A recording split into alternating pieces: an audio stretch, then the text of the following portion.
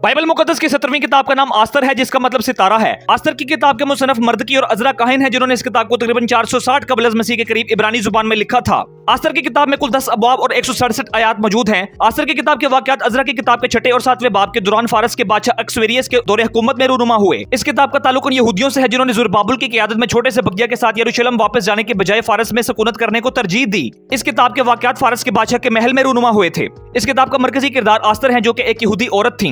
आस्तर फारसी बादशाह अक्सवेरियस की मलका बनती हैं। इसके बाद हामान यहूदियों को हलाक करने की कोशिश करता है। आस्तर यहूदियों की हीरोइन थी, जिन्होंने अपनी जुर्रत और जानसारी से अपनी कौम को दुश्मनों से बचा लिया और यहूदियों के खिलाफ साजिश करने वाले हामान को खुद सजाए मौत हासिल हुई। इस किताब में रोजे की अहमियत को भी देखा जा सकता है। आस्तर की किताब यहूदी ईद पुरीम का मतलब और पस मंजर वाज़ेह करती है। आप ईद पुरीम को खुद सर्च कर सकते हैं। हमें खुदा की परवरदिगारी पर ईमान रखना जरूर है ताकि हम रिहाई और निजात को हासिल करें। आस्तर की किताब खुदावंद यीशु मसीह को हकीकी निजात दहिंदा के तौर पर पेश करती है। बेशक आस्तर की किताब पर खुदावंद खुदा की तरफ से होने की मोहर लगी है।